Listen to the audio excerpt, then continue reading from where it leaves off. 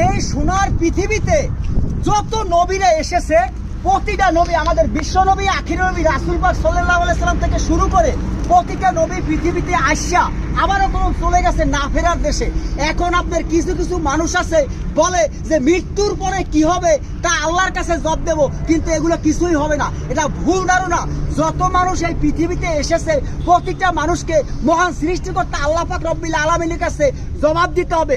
মৃত্যুর পরে আপনাকে কবরে যখন রেখে আসবে, 41 পাও মাটি দেওয়ার পরে চলে যাওয়ার পরিকল্পনা আপনাকে ফেরেশতারা পুনরায় জীবিত করবে। জীবিত করার পরে আপনাকে 3টা প্রশ্ন জিজ্ঞেস করবে, মান রাব্বুকা, মান দিনুকা, মান নাবিউকা। এই 3টা প্রশ্নের উত্তর যেই ব্যক্তি দিতে পারবে সে চির নিদ্রা যাবে, মানে ঘুমিয়ে থাকবে। যে আপনার এই 3টা প্রশ্নের উত্তর দিতে পারবে না সে কবরের আযাব শুরু হবে রোজ কিয়ামত পর্যন্ত।